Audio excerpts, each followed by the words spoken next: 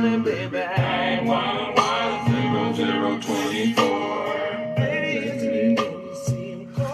morning, good morning, good morning. Must be Friday. How's everybody doing?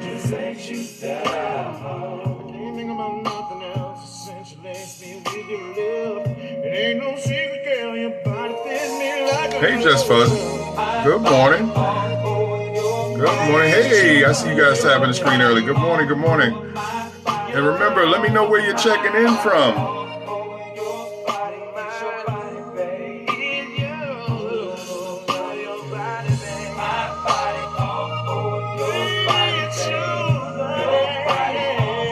Where you're checking in from. And again, I'm gonna get started in a second. I'm sorry, I'm just vibing out of music. You know, you guys should know by now I'm a music junkie. DC, all right. Shout out to DC. All right, who are the three members of this group right here?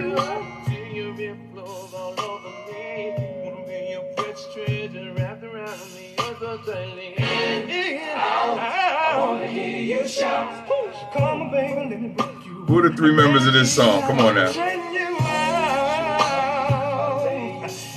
Three distinct voices came together to form a mini super group.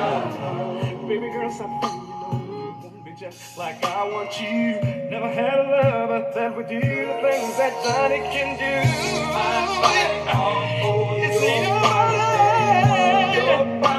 There we go. Who's the members though? Who's the members, Trophy Girl? There we go. Yes, rest in peace to Gerald Levert, the Velvet Teddy Bear. Oh, man. Actually, I had this album. I wish I could find it. It actually wasn't bad. And I don't know what happened to them. I think Ego's like anything else. And then TGT, another one that wasn't bad. Had a couple of good songs, but I don't think, folks was vibing on it. So, yes, Gerald Levert, Johnny Gill, and Keith Sweat. Good morning, everyone. I am Keith K.L. Belvin. Thank you for coming by. Appreciate you. I am on every Friday, 11:30 a.m., God willing, of course. And here we discuss a little bit of everything, the Q&A. This is actually an opportunity for you to ask questions. Also to check in, always remember to tell me where you're from, because I always look forward to that. And a little bit about me. I am a crisis specialist. I am a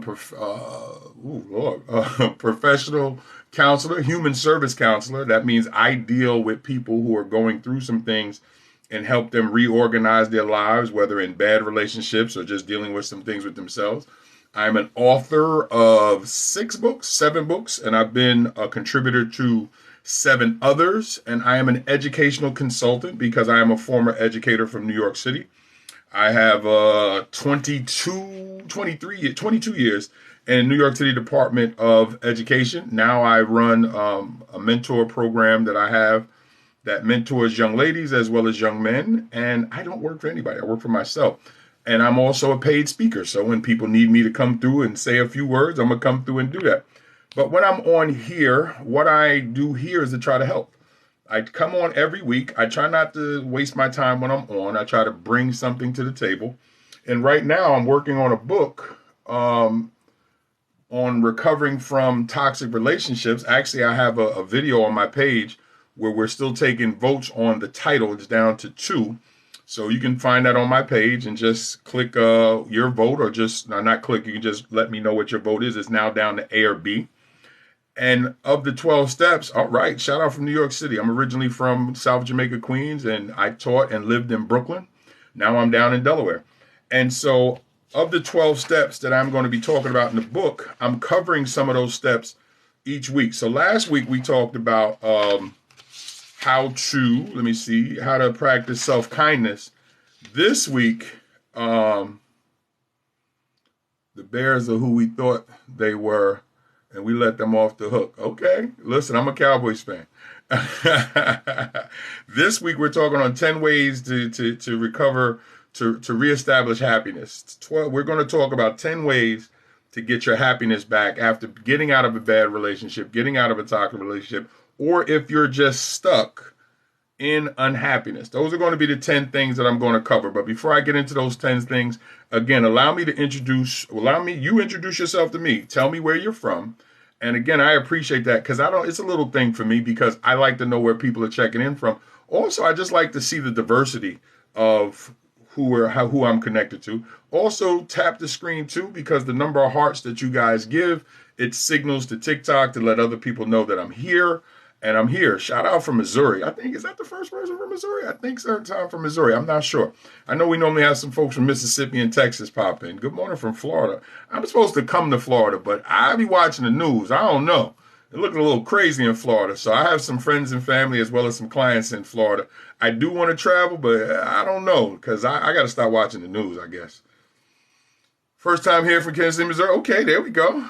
What are your thoughts on internet dating and meeting? Well, you know what? I think the internet, I think it's how you use it. Let me see who asked that question. With love. Okay. I think, and that's a great question. I think and I've been on the internet since 1994, right? I think the internet is like anything, any other tool. It's how you use it. Any way that you're going to be able to connect with people. Like right now, we're connecting. There's nothing wrong with that. I think the thing that you have to do is you have to stay in a realistic mindset. Hey, shout out from Tennessee. You have to stay in a realistic mindset of why you're online, remembering that you're online, and remember, nothing is final until you've had a chance to be in someone's presence. I think too often people get so swayed by the smoothness or the niceness and everything that can go on in a virtual setting that we forget that there's a real person on the other end of that connection. Nothing is final until y'all have gotten together and have been in each other's presence, because I need to see you. I need to see how you act. I need to see how we can interact in person. Because one of the things that I have learned in all the years of using social media is that I have seen people literally be one entity online, then get in public and they don't talk. They don't say anything. They're nervous. And I'm like, well, where's this lively, vivacious person that's online? But when we're together, they don't do all of that. And I've seen people actually take out their phone and send a message to me. I'm sitting right here. What are you doing? And then it was, oh, I was just joking. You wasn't joking. And I've also seen where a person will be at a particular place and texting other people. Yeah, it's definitely anxiety. Texting other people saying they're not enjoying themselves, but yet they're not attempting to enjoy themselves, but yet they're engaging people that are not here. I've also seen people who have been out at an event panic. There's the anxiety. And let me just back up. I'm going to get to the anxiety in a second, because it's not always anxiety. We got to be careful that we stop labeling everything anxiety. Nervousness is not always anxiety. Frustration is not always anxiety. Often we go to the highest level of certain things, and it doesn't necessarily mean that's the case. Just like I hear people say, I have PTSD, and I go, did you get that diagnosis from a professional? They just pulled any diagnosis out of the air. But what we have to be careful of is we need to express that we do have those type of anxious feelings about in public meetings, because then you might want to hold off on setting them. And again, the internet, back to the original question, the internet allows us to do that. Now, if you're diagnosed with anxiety, that's different, because that's an actual diagnosis. That means that's something that you're working with, which is something that you're going to take into consideration before you meet with somebody, because you're going to know what your triggers are, or at least you're learning what your triggers are.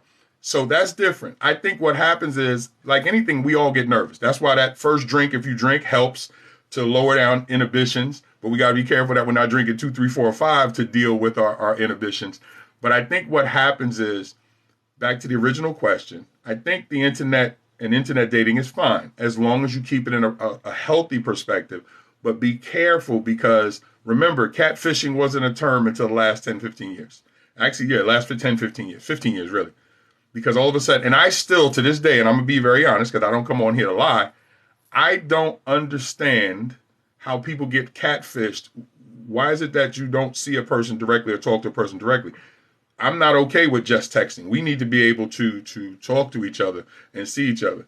Introverts went among people in person. I got you. And definitely, that's another thing too, is understanding that about yourself. But great question to start things off. I like that. And again, I do have a couple of moderators. And moderators, put a 1 up if you're here. I know I saw 1. Shout out to Ellie. I believe she's here. I do have a couple of moderators now. Had a couple of people stepped up and said they wouldn't mind being a moderator. Here's the thing that'll get you blocked. And it's real simple. I don't block a lot of people because you have the right to say, as long as you're not being rude. The minute you come in and decide you want to be rude for no reason, it's going to be obvious. At that point, you get blocked. We don't engage in conversations with troll or troll-like behavior. We're here to try to offer real intelligent conversation, honest conversation, and we can disagree. We don't have to agree with everything. I don't want anybody to agree with everything I say. I'd be kind of scared if everybody agreed with everything I said. But there's always a respectful way that we can go back and forth, or always a respectful way that we can disagree. I don't do drama at all. Most you'll get from me is okay. And if it's online in terms of texting back and forth, most of the time you'll get a smiley face, and that's it. I think online dating is dangerous, and the vast majority that are playing games, 9.5 of the people. Okay, you're entitled to that opinion, but I think all dating is dangerous because what you don't see online, listen, Jeffrey Dahmer was a serial killer, wasn't online. People are dangerous if you place yourself in dangerous situations. But I do agree there is some level of danger to all forms of dating.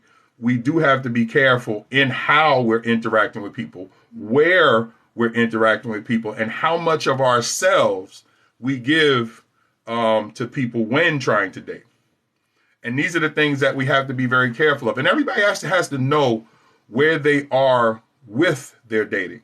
And that's going to lead to the 10 things of restoring your happiness, is because you first have to understand that you're unhappy. Do you know that there's some people who don't know they're unhappy? They just kind of trudge through the day and it is what it is, and they don't even focus on their own happiness.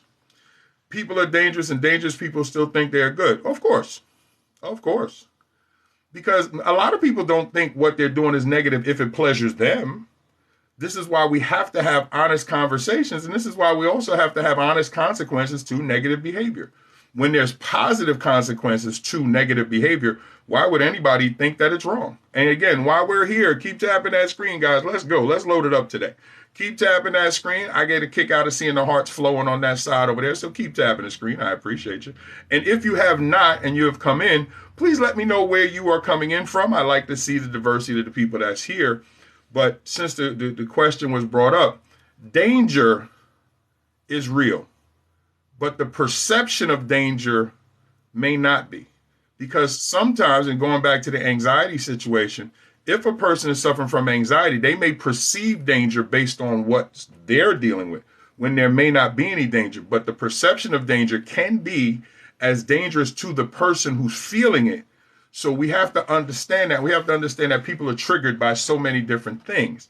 But at the same time, the danger may not be real for everybody else. But if a person is feeling that way, and shout out from Raleigh, North Carolina. I'll be in North Carolina performing a wedding in June. No, not Raleigh, Charlotte. That's right. I'll be in Charlotte in June. I'm performing a wedding for one of my mentees that was in my program 10 years ago. Minnesota. I got a client in Minnesota. Yeah, cool. But live in Texas. All right, cool. North Carolina, 65, retired in Philly. Nothing wrong with that. That's what I'm talking about. Congratulations. I'm retired from the New York City Department of Education, but I still work. I'm not 65 yet. I'm almost there. I'm 55. But yeah, I'm retired. I work for myself now. I couldn't work for anybody else. This is it. If I don't make it work for me, you can hang it up. But I appreciate it. I'm glad. Keep tapping that screen, guys. Let's get those hearts flowing up there. Let's get a steady stream of hearts going up there on the side. So as we look at it, right, there's danger in everything. And, you always hear our grandparents and great-grandparents would say, hey, you can get killed crossing the street. And they're right. You could have danger just crossing the street. But I think discernment and being smart and having a certain guile for where you live at, especially all the years that I lived in New York, over 40 plus years, something like that, 40, 45, whatever it is. You come to learn how to navigate, retire from freedom. Okay, cool. You learn to navigate the streets of New York. So I can see danger. And I'll give you an example. I'll tell you a story since you mentioned it.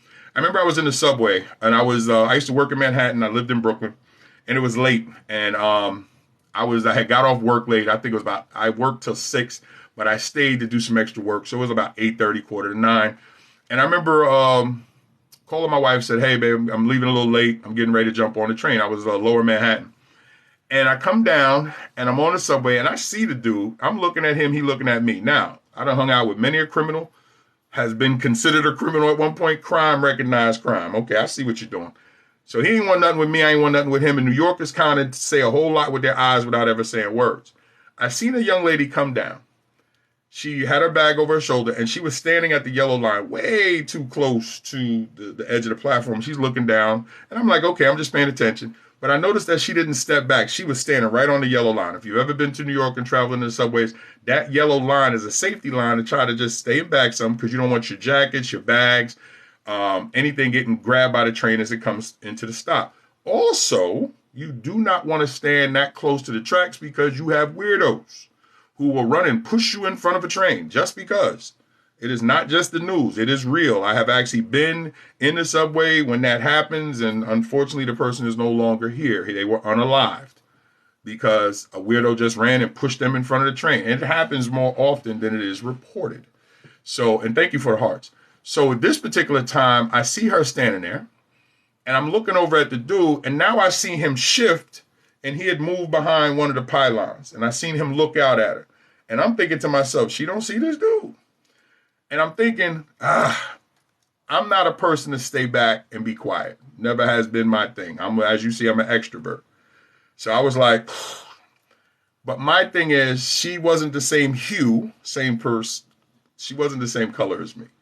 And I didn't want her to feel threatened because it was only the three of us on the what's name. But I can't stand there and let somebody get hurt. And so from where I was, I said, Miss.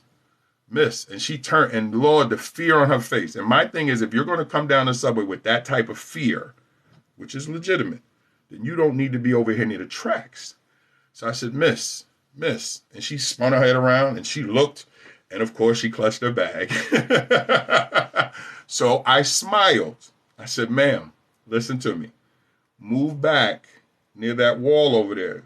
See the gentleman right there? And I pointed at him. And he looked at me like almost like, why you snitching? And she looked at him, and she looked at me. She looked at him. She looked at me, and she figured, well, the brother in the tie may not be trying to rob me over this dude here hiding behind his pylon. And I just said to her, back up some. And I didn't move from where I was because, again, in New York, people work in tandem. People work in groups. Sometimes the well-dressed person is as evil as the person who's lurking. But in this particular case, I was trying to do everything I could from where I was to make her feel comfortable that I was giving her positive information. I was like, move back until the train come. And sure enough, when she stepped back against the wall, he stepped back out and he was looking. But now he's mad at me. Well, bro, you ain't about to do nothing to me. I ain't really worried about that. And so she leaned back and she looked at me and she looked confused. So now I'm having a conversation. I said, ma'am, just keep an eye on him, please. I said, because he moved when you moved, and you can't come in the subway. Just pay attention. And I don't want to lecture anybody. That's another thing, too. When you're trying to give information to somebody, don't lecture them. You don't know what their situation is. I don't know her from Adam. There's no reason for me to be demonstrative in me trying to help her. Yes, I'm a big guy. I always take advantage of being a big guy. It works. Because when you're an intellectual big guy, now you have two weapons. This is just the weapon that you see. This is the weapon that you got to be scared of. Don't worry about my size. It's my brain you got to be worried about. And then when she stepped back, she just sat there. And what's funny is when my man came out, he moved a little closer to where she was. And I said, ma'am, if you feel nervous, you can come stand over here near me, or I would go up near the token booth and just ask them to tell you when the train is coming. They have signals that can let you know when the train is coming. If you feel uncomfortable, go over near the ticket booth, stand there, but you can't leave because you're going to be charged again, or you can stand over here near me, whichever one works for you. But don't stand where you are. And she looked, and she looked, and she left. Okay. But here's the crazy part. When she left, I saw the dude turn the corner, so I went and looked. I don't know if she went up the steps. I don't know where she went. She had to go up the steps as fast as she went. And then I didn't see him either. And I shook my head because I was like, I get it. I know what fear does. And I just felt bad because I'm not going to go and try to find them. But I just felt bad because I'm like, how do you come into a subway and not understand what this is? But it happens all the time. And I traveled. Oh, my God, Lord, I've rode the subway my whole life. I was riding the subway when I was in my younger years. And I've seen some folks. And when I travel with my mother, we seen a woman get her bag snatched at Port Authority because she put the bag behind her when trying to buy a ticket, and the guy grabbed the bag and ran off. So I say all that to say this, guys. You got to be able to pay attention to your surroundings. And you also have to make sure that you have an understanding of yourself. Please. And in that understanding of yourself, you should know what positions to put yourself in and not put yourself in. And living in New York for over 40 something years, I've seen some things. And when you hang out at night in New York like I have done, nothing good happens after midnight in New York. I don't care about all the partying that they show you. And listen, I partied with the best of them. There is a lot going on that you don't see. And don't get caught up when they keep showing you the beautiful Times Square. Show up at Times Square about 1 o'clock in the morning and see who you see. Port Authority, 34th Street. You will see some of the greatest weirdos in your life in New York. But I say all that to say this, is that you have to know and understand yourself. And you have to understand what you're going through. And if anxiety, good morning, guys. Good morning. Good morning. Thank you for showing up. And if you don't know yourself, then you can put yourself in a bad spot. Now, going back to the question that was asked with dating, same thing with dating. When you're going out to meet anybody, one, it should be on your terms. All right? Let's just keep that real. It should be on your terms. You should go to areas of somewhere that you're comfortable with. If you're somewhere new, that's why I've never understood the whole flued out. Somebody telling you, get on a plane and come see me. Really? Where they do that at? Well, they do that often in this country. I'm not flying anywhere to be in anybody's environment, male or female, where you have all of the advantage. And I can honestly tell you, the number of people who have gotten harmed from being in places where they don't know some of the very simple basics. I can tell you that firsthand. I have been in the presence of some of those people as they've told those stories. I didn't always have the charm life that I have now. I was out there in these streets. I wasn't doing the crime that other people was, but when you're in proximity, well, it's on you too. I guess that's the reason why I go so hard in trying to help people now, is that I've seen what nasty and negative people have said and what they have done through story. I haven't been involved in none of that because that's just me. If I had gotten arrested or locked up or whatever, I couldn't do any of the work that I do now. So I used to tell that to my students. If I had gotten locked up when I was younger, I would not have been able to teach 22 years. Can't teach with a criminal record. Won't have you around children. I wouldn't be able to be around children now. I wouldn't be able to be a professional counselor if I have a criminal record. Now, I probably could still talk to people, but not do it professionally. So I say all that, guys, is that you're dating, and let's get to this list too, because I don't want to waste your time. Your happiness is connected to your understanding of self. Put a 1 in the chat. Now I want you to be very real with me, right? Okay, here we go. Put a 1 in the chat if you're honestly very happy with yourself right now. If you're very happy. Now I said very, meaning that extremely happy. Did you know that law enforcement and criminals have the same? Yes, they do. The shepherd and the wolf is the same person, except their mindset. That's the only thing different. I used to be the wolf. I'm the shepherd now, simply because my mindset is different. Instead of trying to destroy the sheep, I want to protect them. But the shepherd and the wolf is the same person. It is a question of the mindset. So yes, I do know that police and criminals have, and that's why you see criminals or you see police do such dastardly things, because you cannot be around certain entities, and if you have shaky standings with yourself, it not become something that affects you. But yes, the wolf and the shepherd are the same individual. It's just that the wolf looks at the sheep and he lusts after him. The shepherd looks at the sheep and he wants to protect them. Same individual type, different mindset about what they're looking at. That's why we can't see each other. So he's Jules from Pulp Fiction. Who's Jules from Pulp Fiction? I missed that. I'm sorry. Who's Jules from Pulp Fiction? I missed that. And if I missed something in the chat, I will ask for clarity, because I don't like to speak on something without having an understanding of what I'm being asked or what I'm reading. So who is Jules from Pulp Fiction? If I missed that, I apologize. And I see that we had a lot of ones. I'm great to see. Now, next question. Who would like to be happier or... Okay, I got you.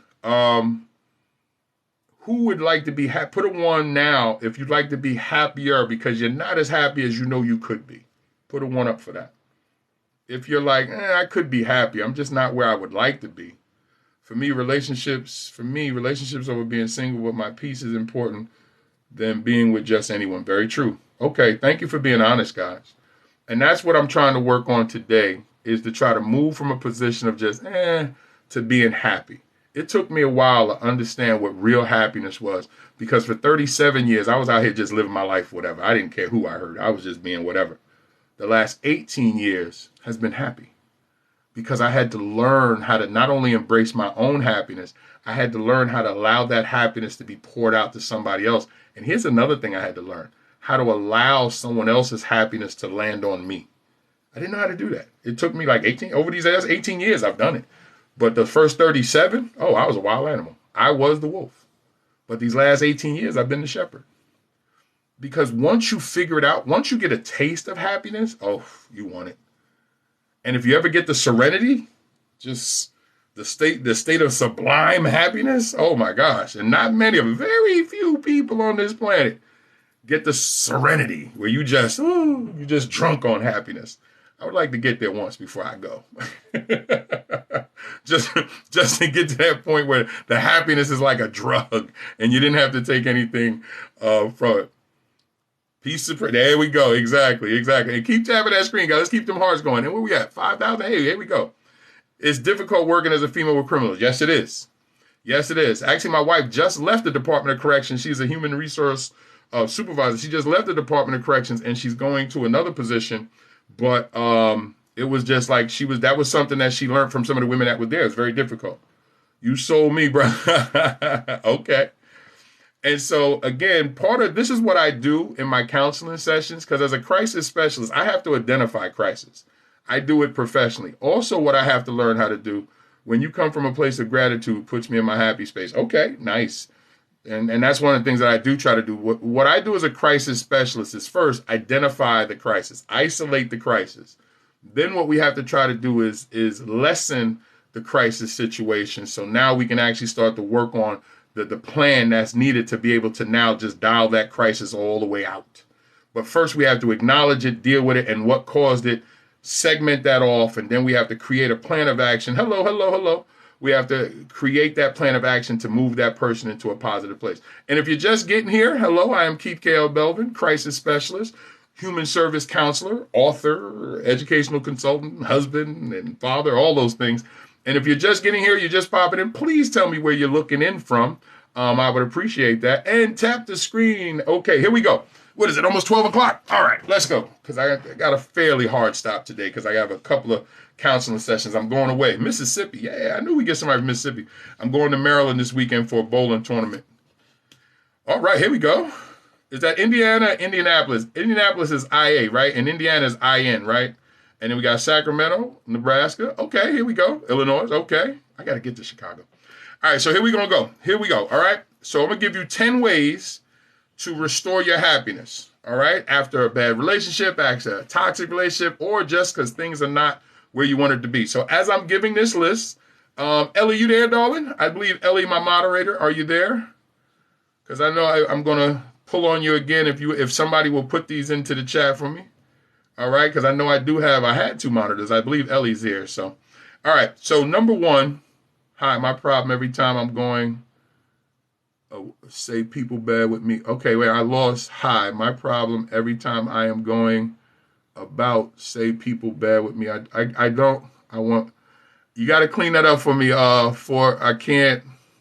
lost a little bit on what you're trying to say. Again, I want to be able to give clarity so I can actually respond to it correctly. Hi, my people, every time I am going, say people bad with me. I don't want people bad with. I'm lost with that one there. Help clean that up for me and I'll gladly respond to that. All right, so if you got your pencils ready, and again, this is the second thing that we're dealing with, which is going to be in my new book on ways to recover from a toxic relationship. I am working on a new book. Shout out to the young lady who, and I got to remember her name. Lord, what did I forget her name? She's actually the one that gave me the idea of working on toxic relationships. So I got to actually shout out to her, and I forgot her name. I should have wrote it down. And at this, I don't know, at 55, I'm getting a little slower with names. My wife says because I'm getting old. I ain't trying to accept that. I'm standing sharp in the brain. All right. Jennifer J. There we go. I knew it would come. Jennifer J. Shout out to Jennifer J. for giving me she answered one of my posts about subjects that she'd like me to cover. She talked about recovering from toxic relationships. So shout out to her. And so she was the antithesis for the book. She was my muse. So when she asked the question, I came on here. We had the conversation a couple of weeks ago. I decided I'm going to write a book, a guide on how to recover from dealing with a toxic relationship. Sometimes your motivation can come from a lot of different places. I love positivity. All right, here we go. 10 ways to recover your happiness, right? Okay. All right, here we go. Number 1, distract yourself by doing something that you love. Number 1, in recovering your happiness, is to distract yourself by doing something that you love. Often when we're unhappy, we stop doing the things that we really love to do. So it's time to get back to that. Number 1 is to distract yourself from your current situation and get back to doing something you love. You don't have to wait on doing something that you love. By doing something that you love, it invigorates you and goes from there. How would you deal with a narcissist? Great question. The first thing is, if you acknowledge that that person is a narcissist, then you might need to distance yourself from that person if they're not getting help, because that's not going to change without professional help. And you would be dragging yourself into a situation where you would be taking the losses because they'll keep coming up with excuses. And eventually they're going to blame you for the issues that they're bringing from the table. If you know them to be a narcissist and they're not getting professional help, get out of that situation, because after a while, they're going to say you are the reason that they or this is not working or they're not where they were. And you got to be careful, because you're going to be borderline on some mental spaces that you don't want to be in, which could affect you long term. So I would definitely sit down with a professional, have a conversation to discuss where you are with this particular person. If that person doesn't want to get help, take care of yourself. Remember, we can't change anybody else. We can only offer assistance. If they don't want it, then we still have to take care of ourselves regardless of what that person is doing. Thank you for the question. But number 1, distract yourself by doing something that you love. Yep. Great point. Great point. All right. So we got that one, right? So again, as I said, you have to find the things, and thank you for the hearts. You have to find the things that you love, reconnect with that. And I don't care how crazy it sounds. I don't care if it's like, I used to love jumping out of planes. Okay. Let's start gearing up for that. If you got to go back to the gym for 2, 3, 4 months to get yourself jumping out of plane ready, okay. Also, we got air centers now, like what is it, iFly, whatever. You can actually go to iFly and get the feeling of jumping out of a plane right inside a building, so you can get back to some of, if not all of what you was. You can get back some of it, which is going to help promote your happiness. Do not stay in an unhappy position when there's ways right now that you can go out and restore that, okay? All right. Number 2, if you're ready for number 2, put a 2 in the chat. Let's go. I used to sing, but stopped after my daughter. Oh, my condolences on your daughter. And I'll tell you what, let's start singing for her. Let's start writing songs and singing for her, or find a couple of songs that you really like and sing those. And I'm a music junkie, so send me an inbox of you singing. I'll listen to it, because we're going to get back to the LSG in a minute, because LSG is the music for today. My body. Yeah. So number 2. Always surround yourself with people who love you. Surround yourself with people who love you. People who love you pour into you. If you look around and there's no one in your circles who love you, it's time for some new circles. There are 7.4 billion people on this globe. You are not limited. There are people out there waiting to love you. And I'm not talking about making love. Yeah, I know we sometimes get that confused. I'm talking about real, genuine care, concern, love. But you might have to make some moves. Now, everything that I'm saying, I may speak it easy. It doesn't mean that it is easy. Let me just say that, and I want to make sure I get that. I speak well. I try to anyway. It doesn't mean that the work is going to be easy. Some of the work is going to be hard because some of us have been in an unhappy place for a long time. Let's be very real. One thing I won't do is lie to you, and another thing I won't do is hurt you. I'll leave you alone before that. If you just can't see it, or you just can't allow yourself to get there, I'll back out, because I don't want to push you if it's going to hurt you. Will I nudge you? Yes. Will I stay on you? Yes. Am I firm? Yes. Because sometimes to get you to release from the negative position that you're in, I have to be able to get you to go over to the window to take a look that there's a whole world out there. There's whole hordes of people waiting to meet you. I know you may not believe that. Remember, we may only in our lifetime come 1% of 1% of 1% of the total amount of people on this planet will we actually meet. And it's probably less than that. With that being said, just think about what happens if you change your surroundings. And in the process of changing your surroundings, if you're working on you, that means the new people are meeting the new you, so they don't know anything about your past. Nothing about the crazy relationship you was in. Isolated out here with dad, I want to go out, but there is no one to care for him, family or ghost. And you're going to have to really go heavy on the internet.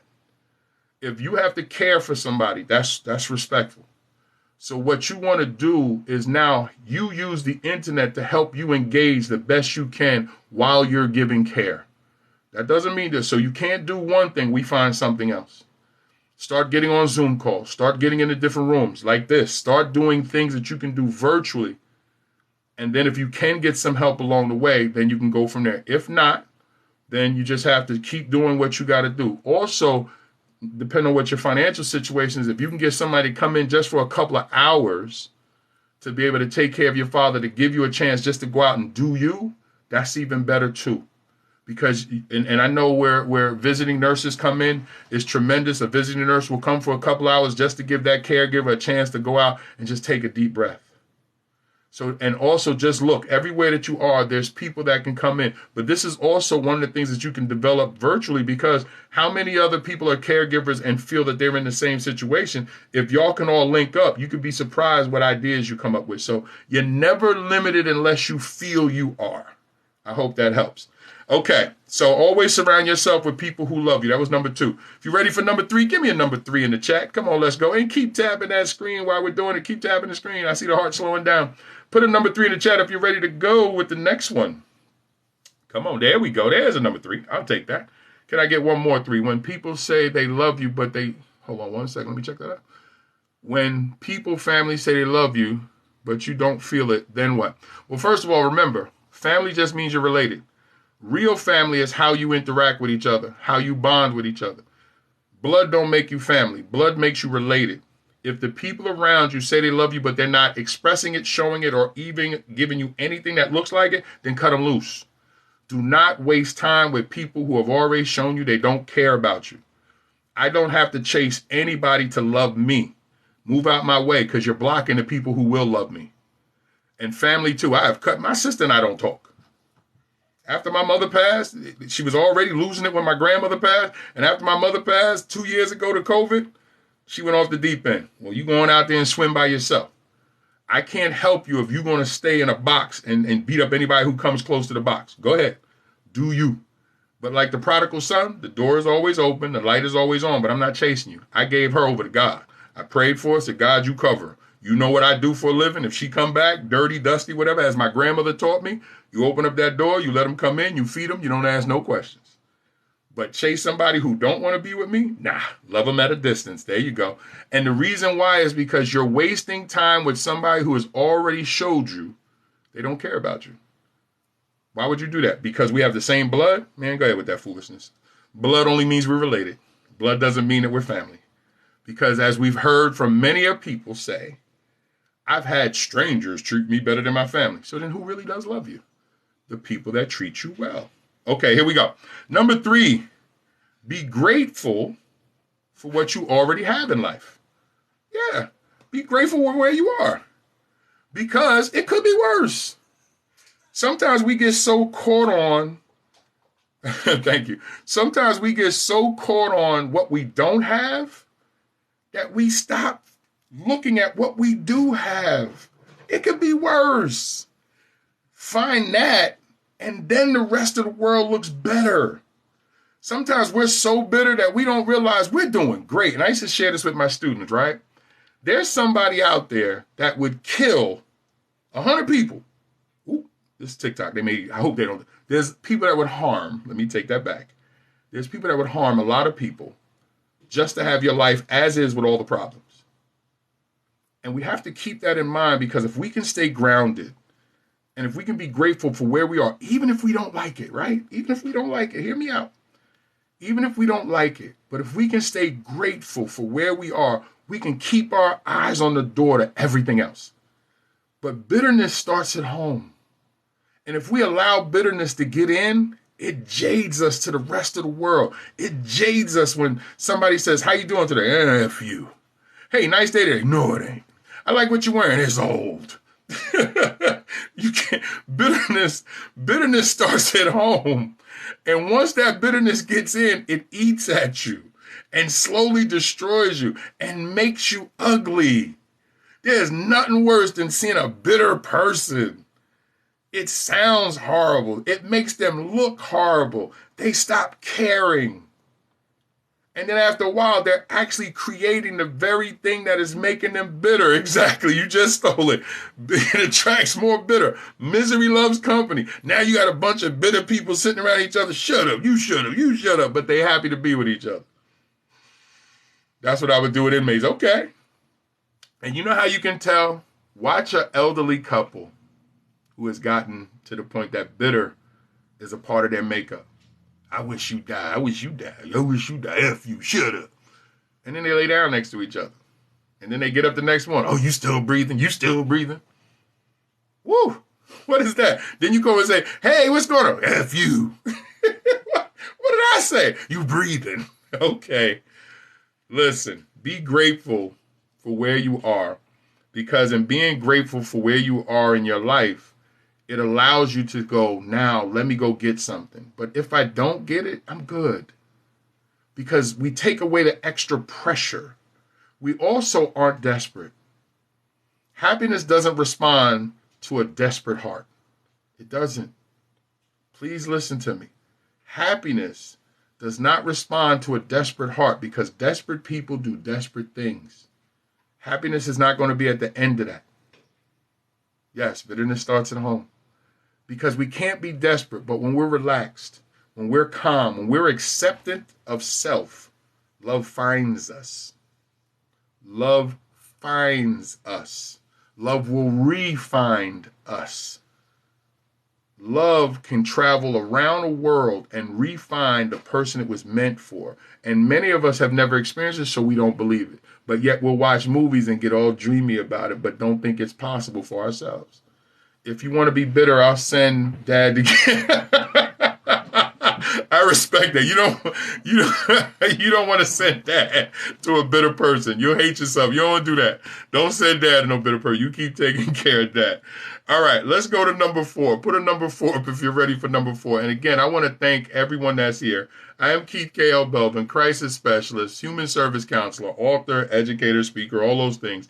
I come on every Friday, 11:30 to about 1 o'clock, a little bit after, and I try to bring some type of information, entertainment in the area of just trying to help people with where they are, relationships, all those things, okay? Thank you for the number 4s, and keep tapping the screen there for the hearts. We're up over, we're almost 10,000. How about that? All right, number 4, distract yourself. Oh, hold on a second. Oh, no. I already did that one. All right, hold on one second. I forgot I got that one twice. Okay, go back to nature. Go back to nature. Now, I know some of my brothers and sisters on here of color like nature. Y'all know folks of color don't do nature. Yes, we do. Everybody does nature. Now, let me explain to you what I mean by going back to nature as a way to finding happiness. There is nothing better when you go to a beach and see nature, when you go for a walk and experience nature, when you are out and the wind blows and you're experiencing nature, when you're out and can hear water, when you can see animals, hear birds, when you can actually go out and be, now son, I was getting to, you stole it from me. When you can actually go out and just hold your head back and allow the sun to hit your face. That's what going back to nature is. Getting out of the house, getting out of maybe being around people, finding quiet places on this planet. This might be the time to travel. Don't let the Ovid virus and all this other stuff shake you up. Find a spot where you, and I'll give you an example. I'll tell you a quick story. 2007, 2008, I was in Jamaica for 2007 was my honeymoon. 2008, we were invited back. We were in the midst of Hurricane Dean in 2007, my wife and I. Whew. If you've never seen a Category 5 hurricane up close, it's not cute. I've been in 8 hurricanes because I used to travel all the time in August, right in the midst of hurricane season, because that was an off season from summer school and school starting. But in the midst of '07, got married in August, was in the middle of Hurricane Dean. But I'm going to tell you something. Sitting on the balcony, and when I travel, I don't do a lot of partying. I can party wherever I'm at. But I'm sitting on the balcony of my room in Jamaica, and I could hear the water from the beach, and I could hear the trees rustling back and forth. And I had a drink, and I was just sitting there, and you could see in the background the Jamaican mountains. If you've never seen the mountains of Jamaica, you're missing something. And I remember just listening. And I remember in '07, we went through the hurricane. In '08, when we got invited back, because Sandals will invite you back if you stay with them through a hurricane. In '08, I said to myself, Lord, thank you. And I said, thank you, because I said, if I never get a chance to come back to Jamaica, I like what I'm experiencing. Because coming back the second year and sitting there and seeing things that I didn't create, that no man could create, and listening to it, and my body reacting to the sun, reacting to the water, reacting to the trees, that's nature. That's how you find happiness. That is what could be defined as happiness. Was for me. Now, each of us are different. So happiness might be a walk along a trail for you.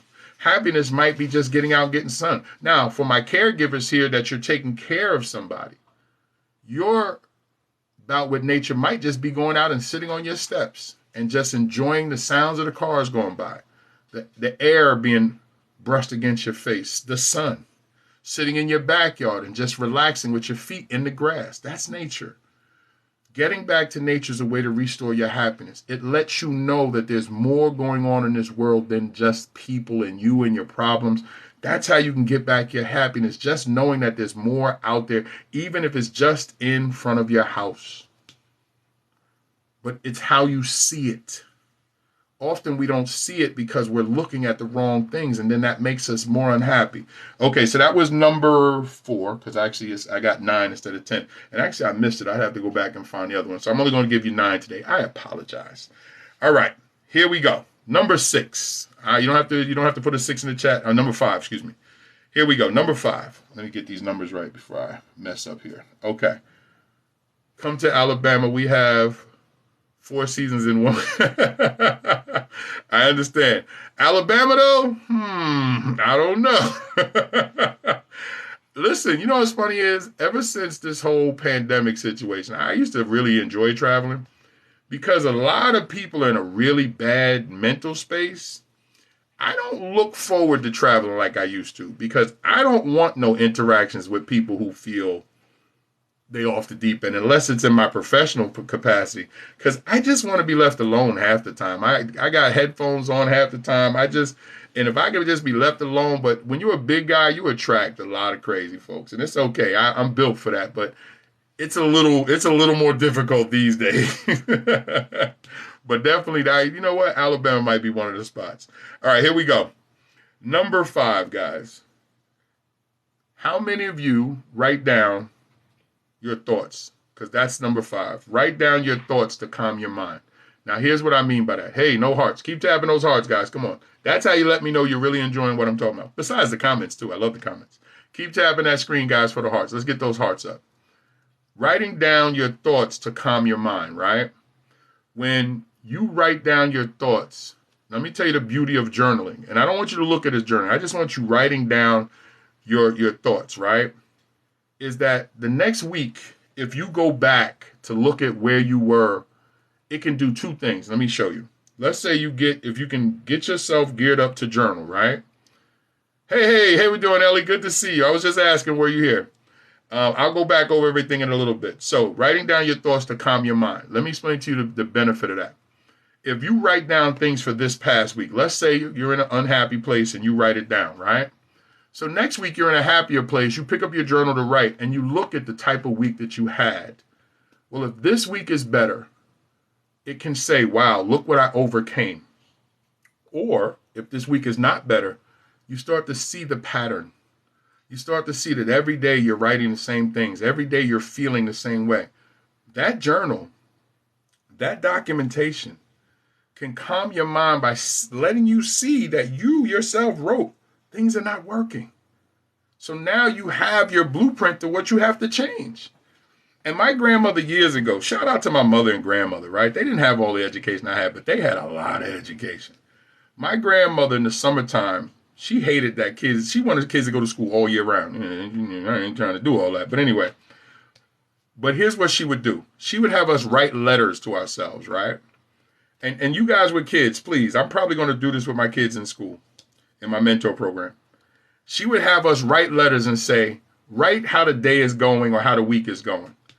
And then she would have us write out an envelope, give us stamps, and we mail it to ourselves. Here's the crazy part, right? A week later, when the mail would come, and I don't know why it took so long, we were mailing it to ourselves, but okay. I don't know why the postman just didn't look and throw it back in the mailbox. But by law, he has to take it to the post office. So here we got this post stamp and everything like that. We would read those letters as if we didn't write them. We would read those letters like, wow, yo, last week we was playing basketball. Like I'm reading about somebody else. And it moved me to such happiness that it made my grandmother's day. And I had no idea she was playing a trick on me to keep me engaged for the summer. Now, as an educator, let me tell you something. She was so on point because she had no idea that she was actually building my emotional intelligence.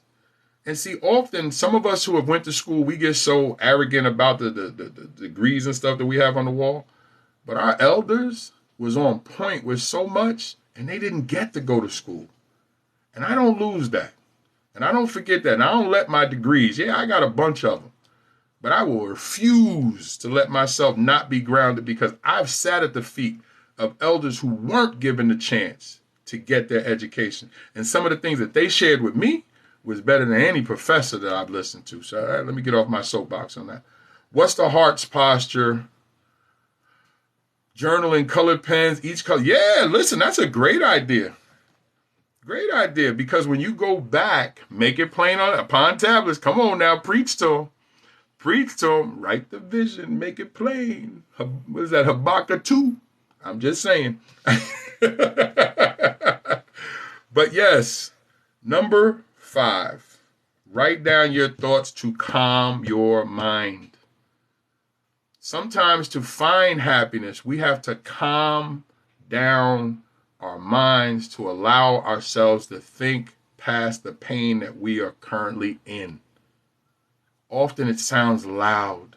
Often it gets to the point that we just want it to stop. We just will put a pillow over our head. We just do whatever. No, it is on you to turn inwardly and calm that noise down.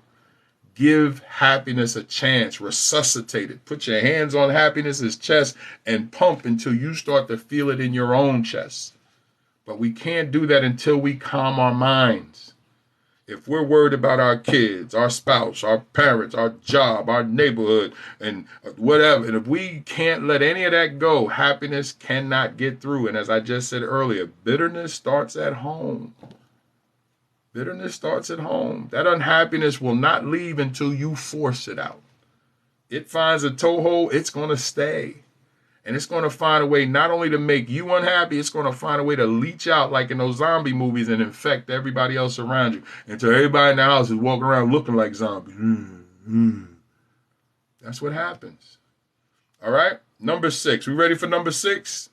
Ellie's here now. I'll go back over in a second. So you know what? Let me reset the room real quick since Ellie is here.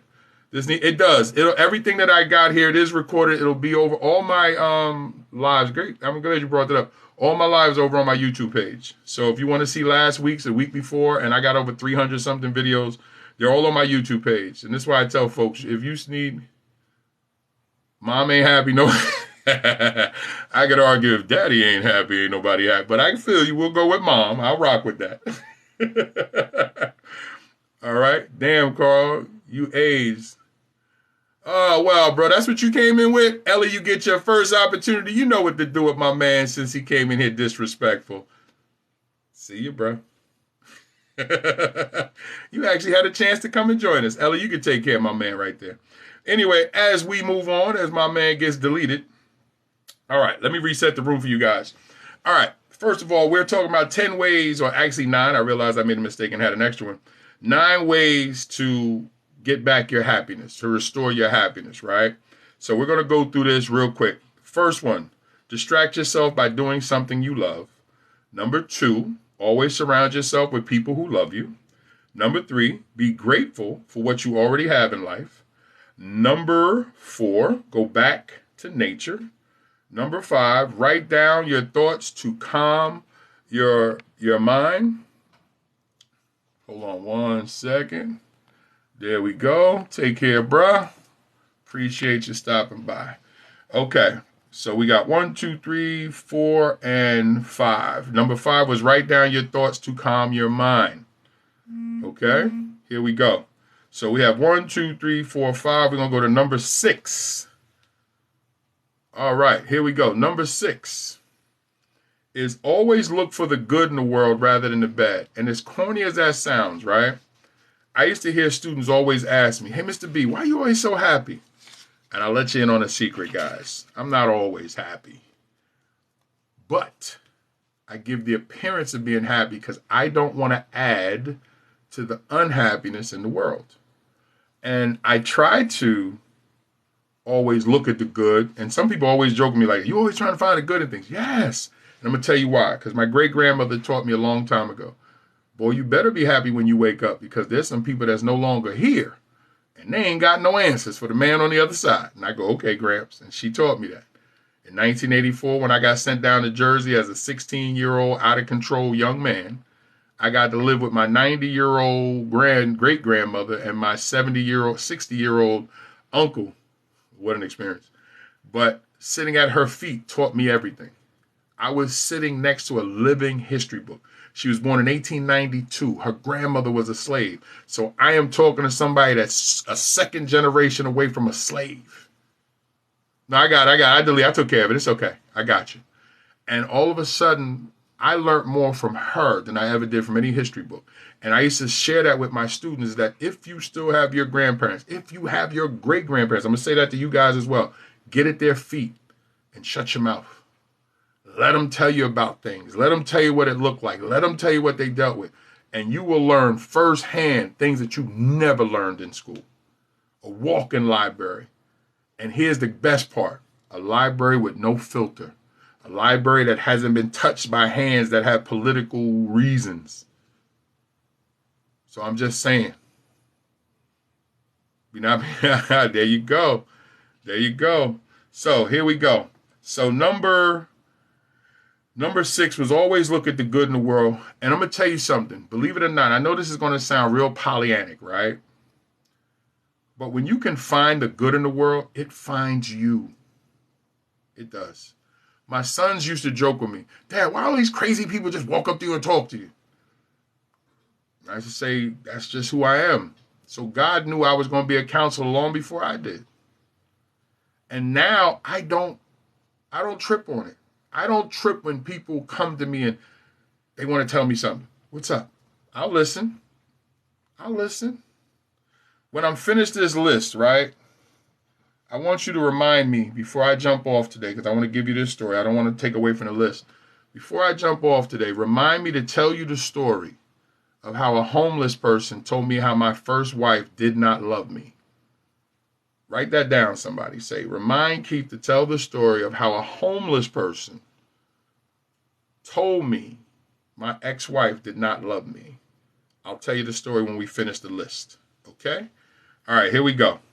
So, we just got finished number 6. Number 7. Let me put these in order because I'm like 7, 8, 9. Okay. So, number 7. Do something for someone else. Serve someone else. Yeah. Now you may go, how the hell am I going to find happiness doing something for somebody else, serving somebody else? What is he talking about? I will tell you. Great question. In service, we become open to others. And when they pour back into us, it will help remove the things that are making us unhappy. And I'm going to tell you why. When somebody tells you their story, when somebody explains to you what's going on. Baby dog, close my door for the dog. Thanks, babe. When somebody is pouring into you, all of a sudden you will start to realize, wow. And then when you hear somebody say, thank you for whatever you're doing for them, and you start to see how they react to your service, It is hard to remain in a negative place. So number 7, do something for someone else. Serve somebody. Serve somebody. Through service, we become more of who God created us to be. Now, whether you believe in God or not, that's fine. Look at how people react when honest volunteer work is offered. Whether you believe in God or not, I believe in God. But even if you don't, look at the way people react when you do an honest deed. Here's the crazy part. When you want to do for somebody in an honest way, they'll literally go, why are you doing this? Well, they'll actually say, no, don't. Because they actually don't believe that they are honored enough for you to do this for them. So they actually don't want it. Because we've gotten to a place where service is scary to some people because of the evil. So we have to combat that by being honest. But that's how you find your own happiness. Is by doing for somebody else. Watch how it comes back. And it'll come back at a time that you weren't even thinking about it. And when you really needed it. I'm telling you. You don't have to. Okay, I'll prove it to you. Put a 1 in the chat if you believe me. No, even better. Forget believe me. Put a 1 in the chat if you've experienced it. I'll put a 1 up too. Put a 1 in the chat if you experienced something coming back to you that you weren't expecting because of something that you did for somebody else. Put a 1 in the chat. I just want anybody who's lurking, who's like, I don't believe with that. I don't know what he's talking. He capping. That ain't cap right there. You see all those 1s? That means we have all experienced that type of happiness. That is how we expel the negativity that may be in our lives at the time. Service. And again, this list that I'm giving you is the way to help restore your happiness. Thank you so much for the 1s, guys. I appreciate that. Because we have to be able to hold our ground. Because I refuse to let the evil and the darkness in this world win. I really do. Because there's a press right now. There's a press that it's okay to just say whatever, do whatever, treat anybody well. I wasn't raised that way. Yeah, I was out there as bad as anybody else. I admit that. But once I became knowledgeable of self, knowledgeable of a higher power, and knowledgeable of the damage that I was doing, I put a stop to it with God and my wife's help. I didn't do this alone. I didn't become this alone. I became this because somebody looked at me and said, he's worth more than what he's given himself. And they held their ground for me to find myself. As I tell everybody, my wife held my crown until I was ready to put it back on my head. But she first had to hold on to her own crown to understand what it was to hold mine. A lot of brothers don't know that. And a lot of sisters don't see that. You got to hold your crown first, be able to pick his crown up and go, let me dust it off. When you're ready, I got it. And I know many of us don't believe that that's even possible for us. I thought that way too. Like I said, I'll tell you this story about my ex-wife. I'm happily divorced and happily remarried. I'll tell you that story. Okay, that was number 7. Number 8. Number 8, put an 8 in the chat if you're ready for the 8. Put number 8. We're almost finished. And I will gladly answer any questions. And like I said, I will tell you the story when we're done. I want to make sure that we have the list here. Thank you. Thank you. Keep them coming. Thank you. Thank you. Thank you. Thank you. Okay. Number 8. And you may have heard this before, so it's not new. Be the change you want to see in the world. Be the change. If you don't see happiness around you, become it. Be the change you want to see in the world. Be the thing you want to see in the world. I'm a professional counselor because I ran my mouth all the time. Now I get paid to do it. But I wanted to see something different, so I became the thing that I wanted to see. When people ask me why I was so good with kids when I was teaching, right?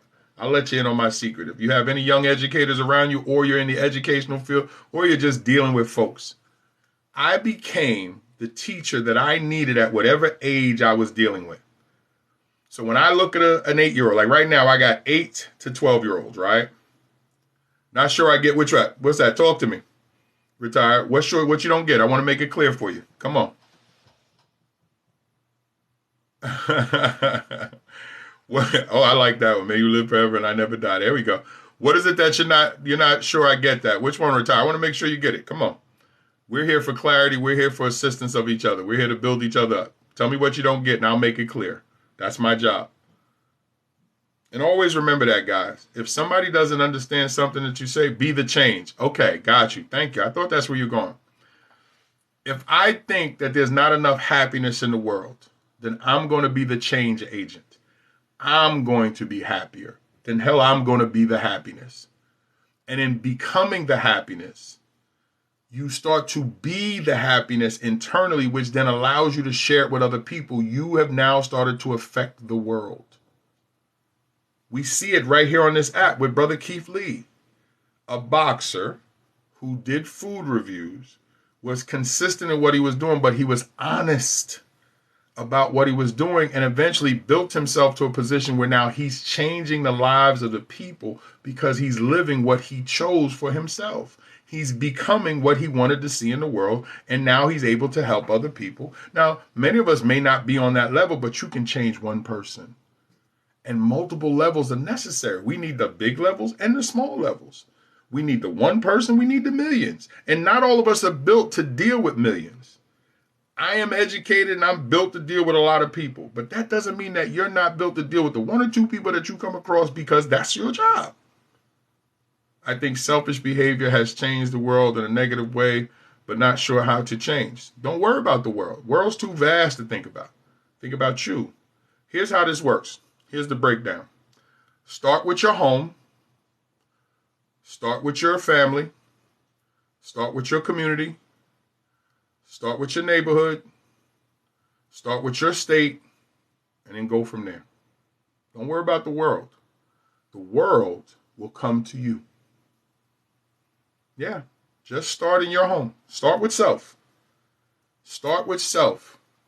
And then from self, start with your family or whoever your loved ones are. Then start with your community. Then start with a bigger neighborhood. Then start with your city. Then start with your state. The world will come to you. Somebody else will say, yo, you need to check her out. You need to check him out. And the world will come to you and they will see the changes that you have made. And you will have an effect on other people simply because you made changes for you. Don't look at the world. Don't. I tell people in counseling sessions, don't look at the, okay, I'll ask y'all this question. Have a mini counseling session. How do you climb a mountain? How do you climb a mountain? Put it in the chat for me. How do you climb a mountain? And honestly, I work with inmates to hope to change people. Not sure if I touch them. You may never know. But if you felt you gave what you could, then you did what you were supposed to do. Sometimes we don't get to see the tree grow.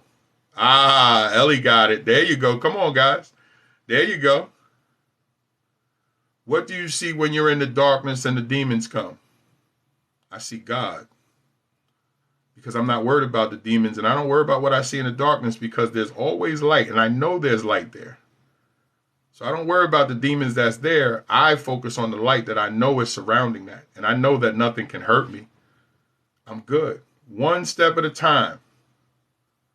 One step at a time. That's how you climb a mountain. Well, actually, here's the thing. If neither is correct, you may be in a dark place. That goes without question. But the question becomes, why do you stay there?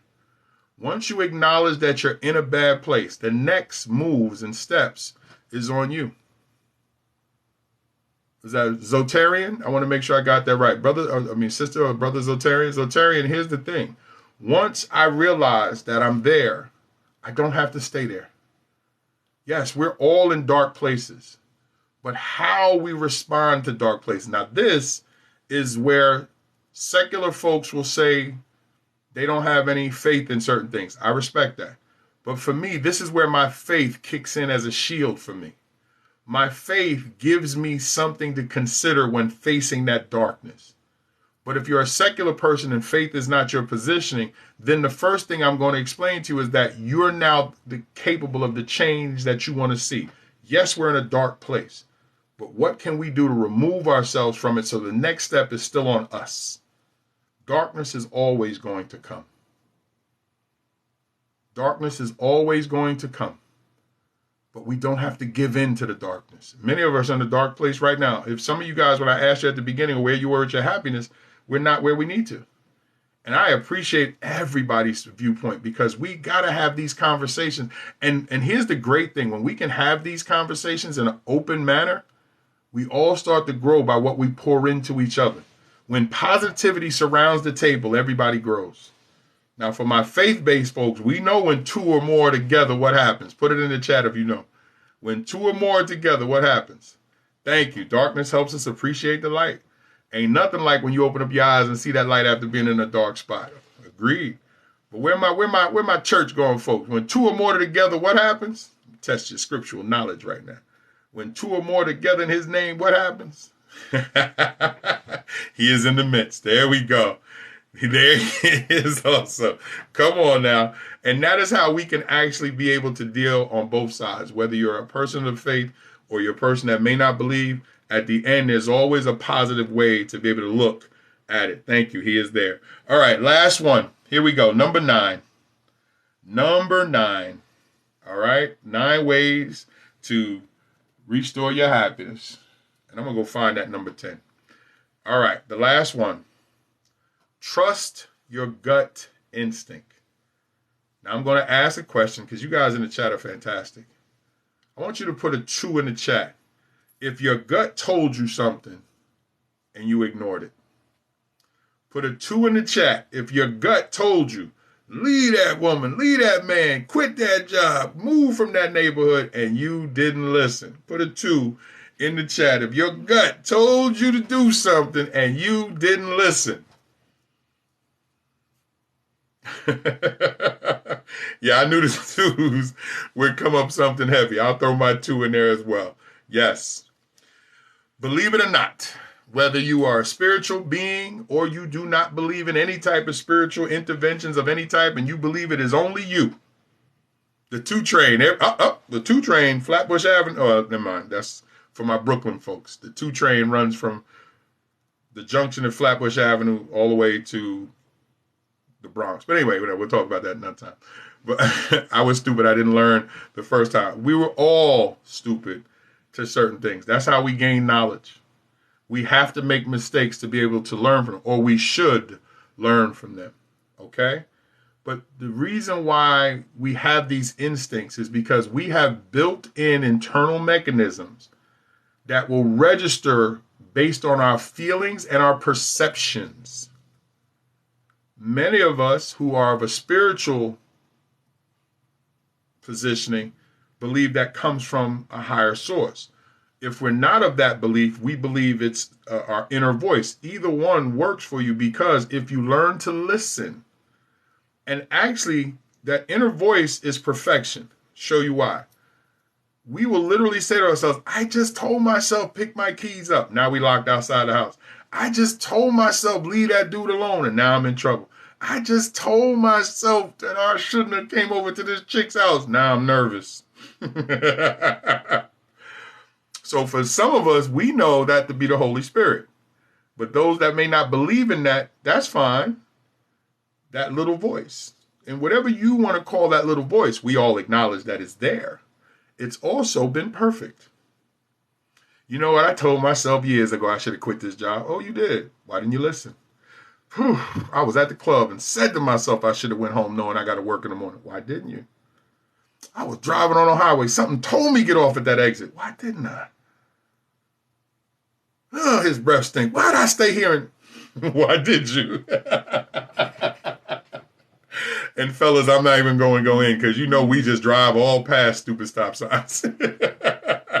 Brothers be like, man, I was just saying to myself, but you did it anyway, huh? So, yes, that is, we have to trust our gut instinct. And it is something that is built inside us. Some call it a conscience. Some call it a Holy Spirit. Some call it their third eye. Whatever you want to call it, we all acknowledge that it's there.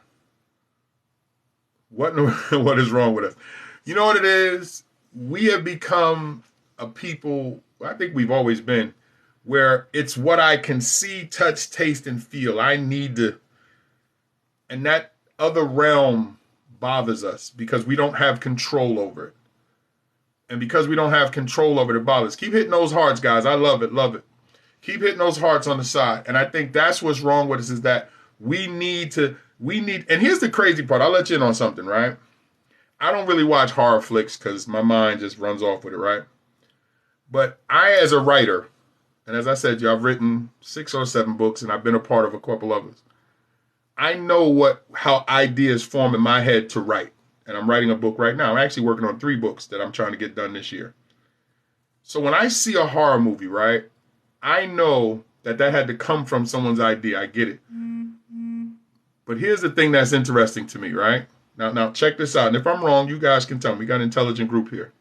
Have you ever noticed in every horror movie, there's a voice of reason, but often that reason is coming from a faint source.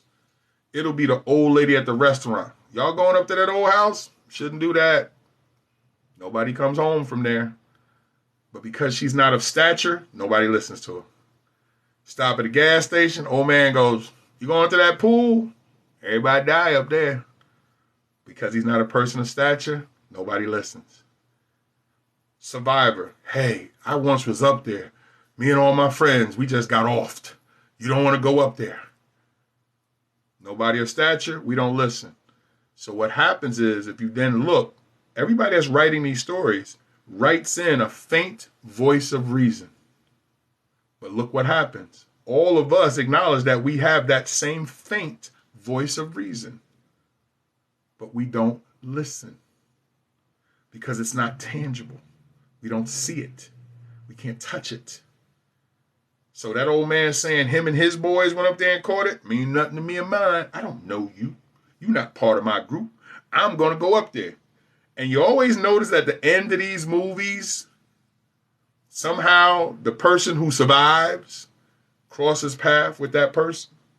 Or we find out that the whole time the person was telling you don't go up there because he knew he was going to be the person that was going to knock you off. You don't think the devil show up smiling? You don't want to go up to that house.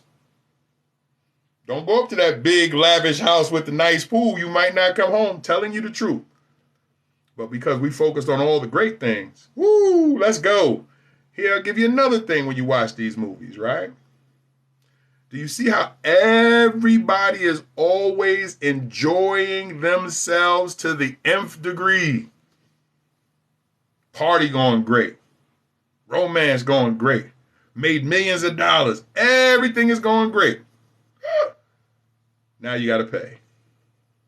Now you got to pay. And it normally starts off with one person and everybody doubts it. What happened to Jane? What happened to Sam? First of all, if I came with 6 and one disappears, I don't need an investigation. We out.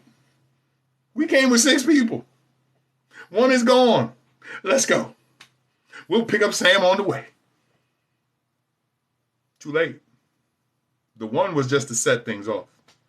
The one was just to let you know it's going to go downhill from here.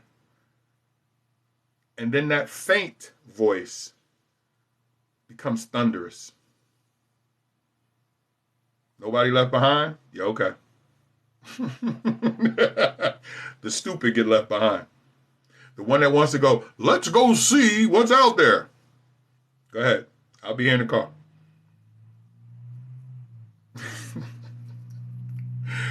At war, yes. In horror, no. But that's the thing, is that faint voice grows louder. Thank you, Ellie. I see you. I appreciate you, Ellie. That faint voice grows louder, and then that faint voice becomes gospel. Because in most of the movies, by the end, or even the next movie, that person is now the faint voice. Or as the movie is ending, you see them traumatized. But you can remember, that ain't how you looked at the beginning. Now here's my thing to all of you watching. Who's writing all of this? Because it's not all the same writers. And you see it all around the world. Now we got Netflix and everything from around the world. But that theme is there for all these writers. Where's that coming from? Here and here. Hearts over here, excuse me. So how does everybody know to put that faint voice in, put the terror in, and then maybe one person? Now we're getting to movies where nobody makes it. And we as the audience are the remaining folks. Everybody else caught it. We as the watcher are the ones left. Because we were in the car too. We were traveling with them too. We were part of the group too. There were 6 of them and 2 of us, or you in the living room, so you were in that car too. And you're left to tell the story until you watch the next movie. All right, guys, here we go. Got a couple minutes. All right, real quick, I'm going to tell you the story about the homeless guy telling me that my ex-wife didn't love me. But before I do that, we're going to go on a little heart run. Y'all ready? I'm going to rock out to this music, and y'all going to tap this screen for a hot minute or so, and then I'm going to tell you this story, and then we're going to get ready to have a wonderful weekend. So when y'all hear LSG, y'all going to tap this screen, and we're going to rock out to this song, and y'all going to tap these hearts. Here we go. We're going to try to go on, 12.5? Let's see if we can get to $20,000. $20,000. That would be nice. 20,000 hearts. Here we go. Let's go. Come on. LSG, Levert, Sweat, and Gill. Let's go. And then I'm going to tell you this story, and we're going to call it an afternoon, and I'm going to tell you thank you for spending some time with me. But in that meantime, let's tap this screen. Those hearts should be moving right now. Come on, let's go. Come on, let's go. Tap that screen, guys. Come on, here we go. There we go. There they come. And if you know the song, sing along with me. There you go. Don't get fired, though. I don't want nobody at their job going, why are you singing? Tap that screen. I don't want you at work singing. They be like, what you doing over there? I'm getting to where I can hire you. I got a couple people that work with me right now. Here we go. Come on. Let's go. If you know the words, sing it with me.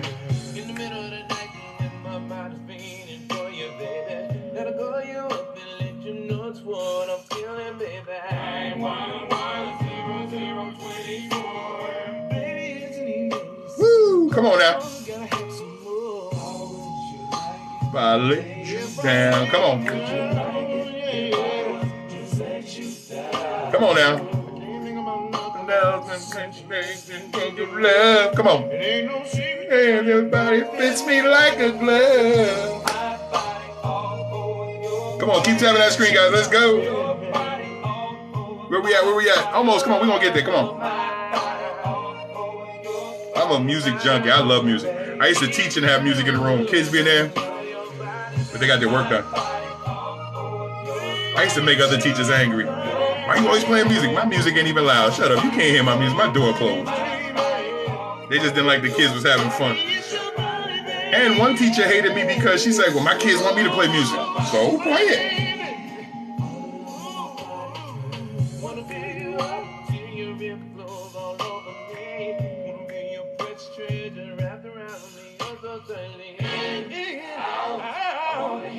Woo! Hey, how we doing, love? Hey, come on. Let's go. There you go. Pass that on. Pass that. Yeah, haters. Woo! And it's not jazz piano. Get on it. Let's go. A little late. Just a little late. We still here.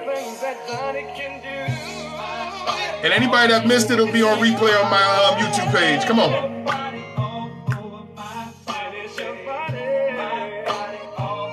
Come on. It's your body, babe. All right, we got about 20 more seconds. Come on, let's really hit those hard. Let's go. We're going to go about 25 more seconds. Come on. Keep tapping that screen. Let's go. Woo. It's your body, babe. Come on. I have to put you on my Friday.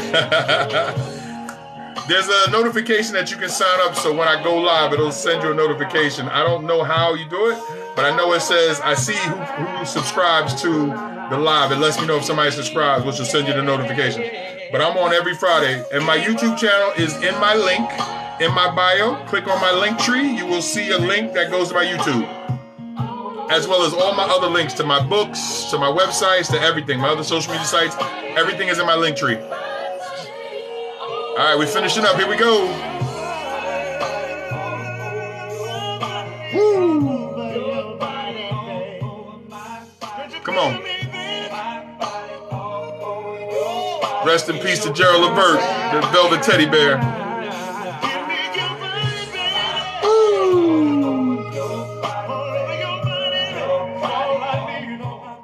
All right. I love it. I love it. Love it. Thank you, guys. All right. So, as I said, I'm going to tell you this story about how a homeless guy shared with me that my ex-wife did not love me. All right. Here we go. Okay. Last night. Okay. No worries. No worries. We good. You here now. You here the time you need to be here. We are good. All right. Here we go. Check this out. So, I was married before. I've been with my current wife. We've been together 23 years. We've been married 18. And before that, I was married to my ex-wife. I was married for 10 years. You see, when I get in it, I stay in it. But okay. So my ex-wife and I, she used to always love to go to the shishi restaurant. She always wanted to be seen, and we was always spending money that we did not have. But okay. We go to this fancy restaurant in Manhattan, some new restaurant. They're just saying it's not even open anymore. And we had this meal. It was good. We had a lot of food to bring back. So we were coming out of the restaurant, had doggy bags and everything. Homeless guy is laying on the side of the wall as we came down the steps. And he said, "Hey, can you help me out with something to eat?" Instinctually, I said, "Sure, honey, let me get the bag." And she's like, "I am not giving that bum my food." And I said, honey, come on. That's still a person. What's wrong with you?" And she said, "Oh, here you go. Always wanting to just give and help." She's like, "Oh, you kill me with this." And I was like, "What is wrong with you?" I said, "Listen, you just ate a big meal." I said, "We are good. Give me the bag." So she gave me the bag. Bitterness. She gave me the bag. And I was standing there. And she said, "I'm not going to stay here while you give this homeless dude my food."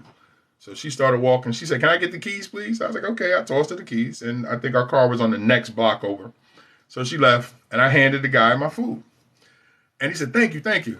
He was like, so he looked around and said, "Why don't you stay here with me for a little bit? I want to share something with you."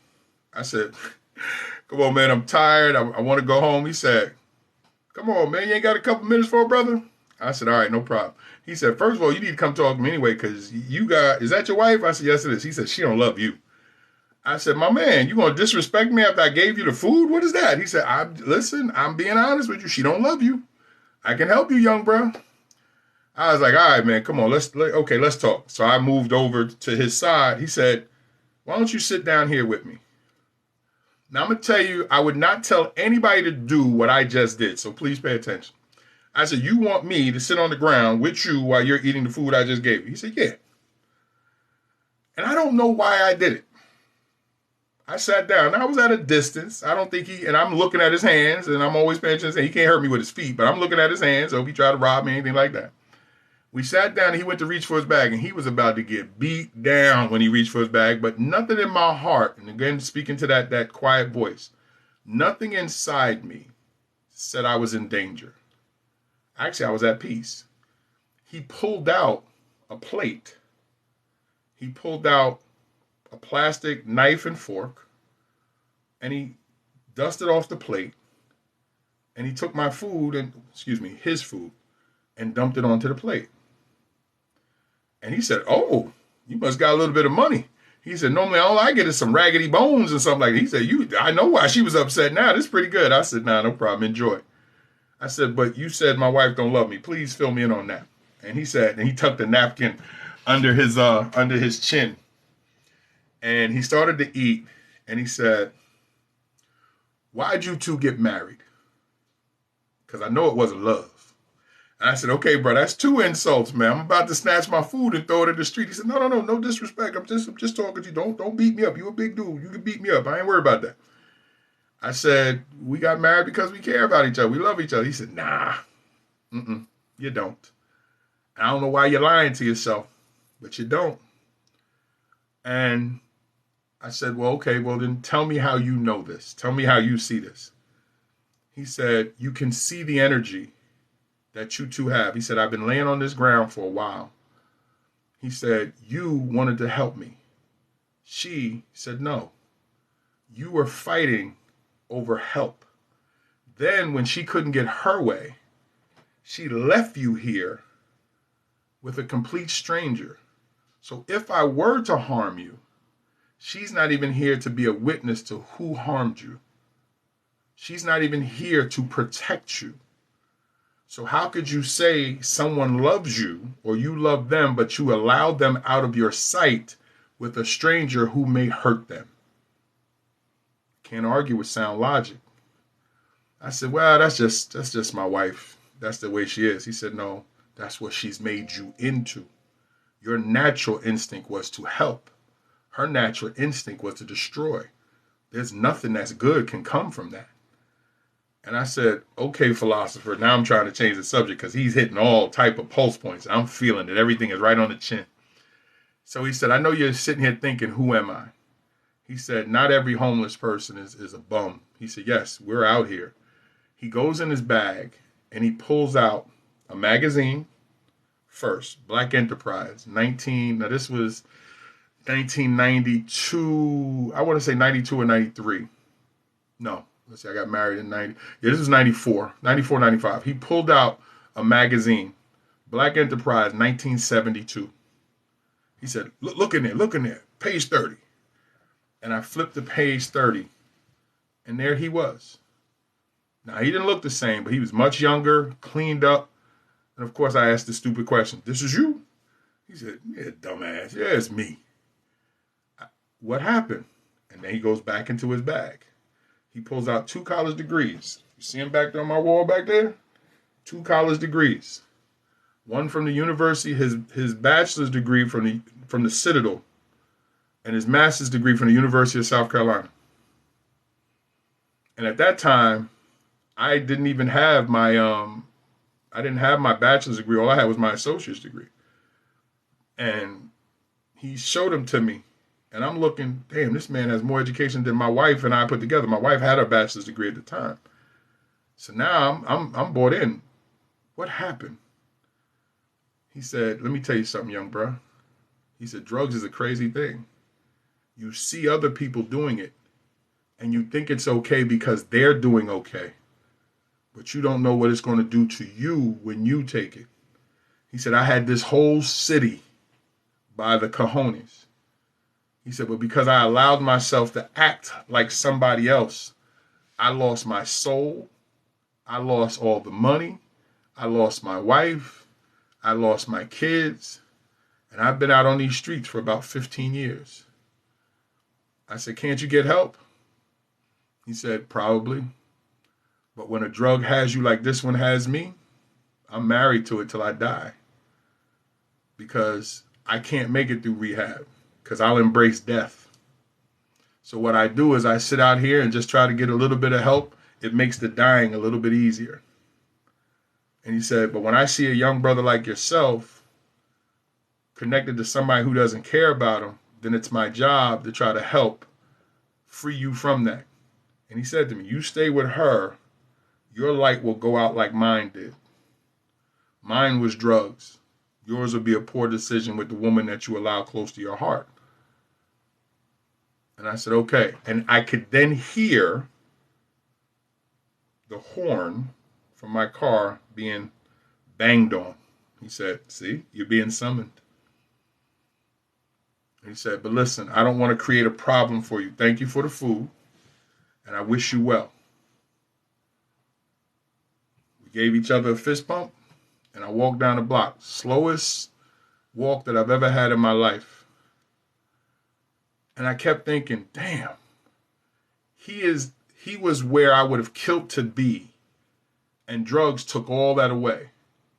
But what it didn't take away was his savviness, was intelligence, but it stole everything else. It left him with just enough to remind him of who he was, but not enough to become somebody different. So when I got in the car, I didn't say anything. Oh, my ex was going in. And I just sat there and I thought about it. And I said, she has proven this man right the whole ride home. I didn't say anything. And it was crazy because the more she talked, the more I realized, like, yo, he's 100% right. Now, we didn't wind up getting, oh, man, it was almost like another 6-7 years. But in 2000, when I made the decision that I just couldn't take this more, we had 2 sons. And 2 beautiful sons. My sons are tremendous now, 31 and 27. And I realized when it was time for me to go, it was time for me to go. And the crazy part, as hard as she cried about don't leave, we got a family and all that, here's what I realized. And anybody that's in a bad relationship, please pay attention to this. I said to her at the time that I was leaving, no, I'm going to go. And not 30 seconds after I said I wasn't going to stay, she started cursing on the screen. I said, there go the venom that I was used to. There was the venom that had caused me to want to go. So I can tell you that the messenger comes in some of the strangest packaging, but the message, if you allow it to come, can change your life forever. Because when you pull back on that, and then you start to think of the interconnecting pieces that will come afterwards. When I come on social media, I'm not on to play games and I'm not on for drama. I'm on because I'm hoping that someone gets what I lays down and I've made their life a little bit better for the short time that I'm on, because that's what I was built to do. And if I hadn't left that very negative relationship, I don't reconnect with my wife, who, when I tried to talk to her when I was married, said, I don't talk to married men. That when we reconnected, now I was separated. Now it was time to start all over, and we've been together ever since. So please understand that the ending of a bad relationship may seem painful, and it is. But please understand that that is the jump off to happiness showing up. And if you allow happiness back in, it will come. But you have to first find the happiness in self. Happiness won't find you in a bitter place. It won't. Bitter will block the door with everything it's got. It'll hold the door like this. No, you can't be happy. You have to move bitterness out of the way. And even if you feel you don't have anything to be happy about, trust me, you do. So again, I hope this moved somebody today. I hope that you enjoyed yourself today. And I simply want to say, the horns never leave. There you go. That is so true. So listen, guys. Oh, thank you for the roses. I appreciate that. How about that? Thank you. So every Friday, 11:30, God willing, unless something comes up that I just can't be here, I'm here. I send out, it sends out notifications as well as I let folks know I'm here. And next week, we are going to be covering, let me see what area that we're covering next week. Next week, it's going to be, hold on one second. Next week is going to be closure. It's not on you. Closure is on you, excuse me, not the person who hurt you. Next week, we talk closure.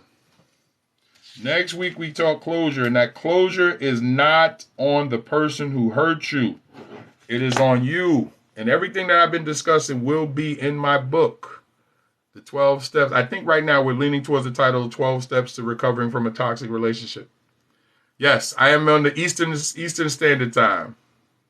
And again, share this. But if anybody missed it and you feel that somebody that you know needs to see this, you got to give it some time. I normally download it before the end of the day. It will be over on my YouTube page. All of these episodes, as well as the ones I used to do on the other app, are on. I have like 300 something videos, whatever it is. I have a ton of videos over on my YouTube page. I just put them there so I can have them saved.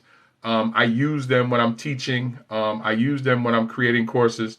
Right now, I'm working on the book on how to restore yourself after being in a toxic relationship.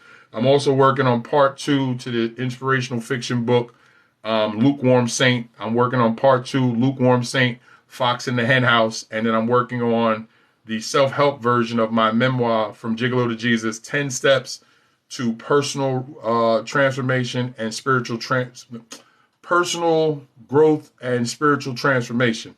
So I'm actually working on that. I'm going to have everything done this year. That is actually one of my blueprints for this year. It was to get the 2 books done. And when I got the idea for the 3rd, I added it to my get done list. So this year I'm going to get all 3 books done. I have the covers to the other 2. I have not created a cover for this one yet. I have to speak to my graphic designer. So I am using my TikTok page to put that information out to help people to get information, as well as I am counseling. I have actually 3 counseling sessions today before I get on the road to go to Maryland. But this is what I do. Now, if anything that I have talked about or anything that I've said moved you and you feel that you need a professional counseling session, my link is in my bio. Just click on where it says Discovery Call link. I'm here. If you believe you think you're ready for professional counseling, reach out. I'm here for that as well. I also work with churches, 3 churches, one in Delaware, one in Maryland, one in Alabama, where we actually help build mental health ministries, where I get the churches to pay for your mental health services. So if you are at a church and you believe that that's something that your church should have, reach out to me. just reach out to me and say, hey, could you talk to my pastor and explain to him what you do? I have a whole brochure and everything to send them to let them know what I provide. And we try to create a situation where people who may not be able to afford quality mental health services can get that with the assistance of the church. So you pay what you can, the church covers the rest, and I make sure that you have the professionals in place to help you. And it's a service that we provide. Now, if you're not a person that's connected to any church and you just say, what about us secular folks? What if I don't believe in your faith? I'm still here for you too. Because at the end of the day, we will sit down and figure out a plan that has nothing to do with my faith, but will allow you to be the commander of your decision making, and will help put a plan in place that's going to help you get past whatever pain that you are in. So I just want to say thank you to all of you. Thank you to Ellie. We can fix this. Yes, that is my hashtag. We can fix this, because I honestly believe that. No, I don't come on any other time. You may see me pop in on a couple people's pages from time to time, but I very rarely come on because one, I don't like to become watered down. Two, I don't like the drama. Hey, if white people are white, what color is milk? Color is a construct. That's just something that people came up with. I don't get caught into all that, but because some people, that's how they identify. The colors is a game that we don't really want to get into. Just people, and all people should be judged on the way that they move and the way that they do things. And I think that's one of the things we have to get away is buying into the tropes that they want us to get into, white or black, because color is not an issue. Because at the end of the day, we all want the same things: to be better at where we are, our family's safe, and to be comfortable enough to be able to do the things that we want to do. That cuts across all colors if you want to look at it. But some people play that angle because it works for them. But no, I appreciate you as well. I appreciate all of you. Thank you so much. So before we go, let's get a run of Purple Hearts. No, yeah, let's go Purple Hearts. Let's put a run. If you enjoyed today's show, I appreciate it. Put a Purple Heart in the chat as we bring this to an end. And I want to say thank you. I really do enjoy when I get the chance to come on. And I enjoy the interaction. I enjoy the feedback from you guys. Ellie, thank you so much. And my other moderator, where's she at? Let me see. There she go.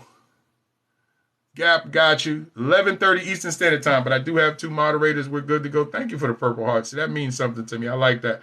Because let me tell you why I don't take this lightly. There is somebody at the end of each phone or computer or iPad, whatever. That's a real person. When somebody takes time out of their day to give you some attention, you have to honor that. I think we tend to forget that there's real people on the other end. I don't forget that, but I can't push that on other people. So I can only be what I'd like to see in the world. If people would respect the fact that there's somebody else on that other end that has a real life, I think a lot of the drama would dial down, but not everybody sees it the way I do. And I know that what I do and what I do for a living allows me to understand people differently. But as it was mentioned earlier, I am being the change that I want to see in the world. I am being what I want to see more of in the world. I am speaking the things that I want to hear more of in the world. And I believe if I do that, I'll put out enough seeds that somebody will water them and they'll come back, if not for me, for my daughter. And if not for me, for my family. If not for me, for somebody else who's come in contact with me. I believe that strongly, and I've seen it pay off, and I still see it pay off every day. And as a child of God, well, I got to believe that. Have a wonderful day.